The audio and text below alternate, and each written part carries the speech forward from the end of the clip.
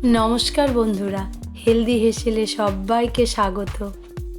আজ আমি খুবই সিম্পল ও টেস্টি একটি রেসিপি জিরা রাইস বানিয়ে দেখাবো। কয়েকটি উপকরণ দিয়ে খুব সহজেই এটি বানিয়ে নেওয়া যায়। এটি আমিষ ও নিরামিষ সব কিছুর সঙ্গে খেতে খুব ভালো লাগে। আশা করছি সকলের খুব পছন্দ হবে। জিরা রাইস বানানোর জন্য আমি 1 কাপ বাসমতি চাল নিয়েছি। 1 কাপ হচ্ছে এখানে গ্রামের হিসাবে 200 গ্রাম হবে। এই চালটা নিয়ে আমি ভালো করে 5-6 বার জল দিয়ে ধুয়ে নিয়েছি। চালটাকে আমি ভিজিয়ে রাখিনি, ধুয়ে ওই রকমই রেখেছি ভেজা চালটাই। 15 মিনিট পরে দেখুন এরকম হয়ে গেছে ঝরঝরে।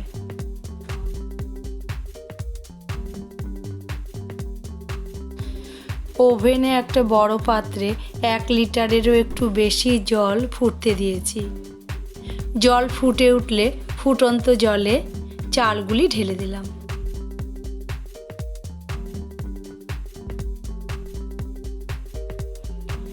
এই জলে তেল, লবণ, লেবু কিছুই দিলাম না।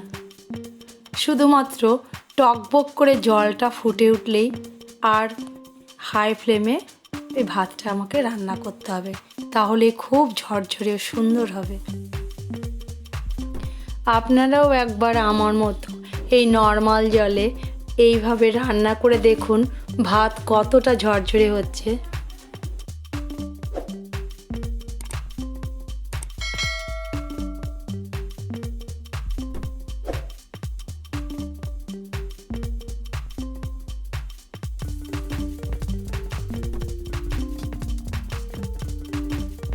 হাই ফ্লেমে মিনিট 10 ফুটিয়ে নিয়ে 80% সেদ্ধ হলেই আমি জলটাকে ঝরিয়ে ভাতটা রেখেছি। এবার আমি কড়াই গরম করে এই কড়াইয়ের মধ্যে 1 টেবিল স্পুন ঘি দিলাম।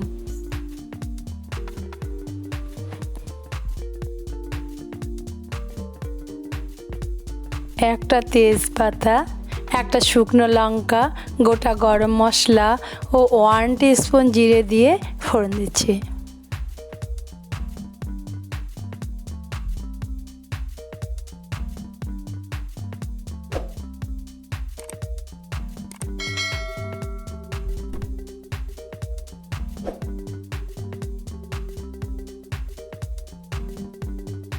ফোড়নের সুন্দর গন্ধ বেরিয়েছে। 2 সেকেন্ড মতো ভেজে নিয়ে ভাতগুলি এর মধ্যে ছেড়ে দিলাম। জিরে বেশি ভাজবার দরকার নেই, বেশি ভাজলে আবার পুড়ে যাবে, খেতেও ভালো লাগবে না।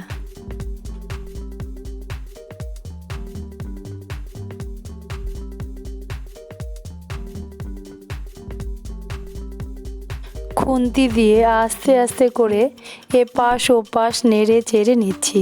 খেয়াল রাখতে হবে ভাতগুলি যেন ভেঙে না যায়।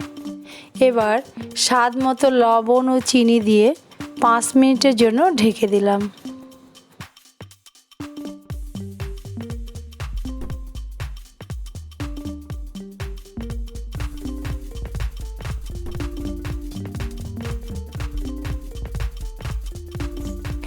লো ফ্লেমে 5 মিনিটের জন্য ঢেকে রেখেছিলাম।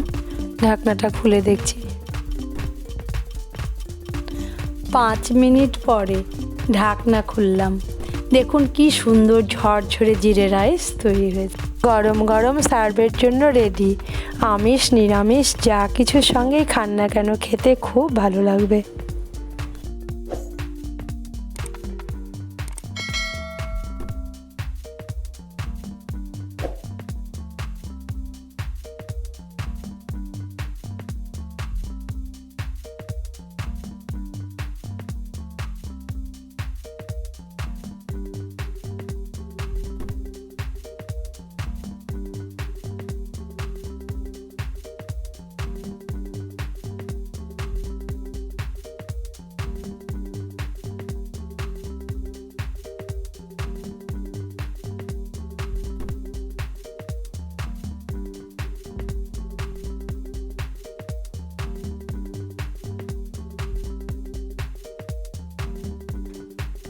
ভিডিওটি যদি ভালো লাগে তাহলে অবশ্যই চ্যানেলটিকে সাবস্ক্রাইব করতে ভুলবেন না।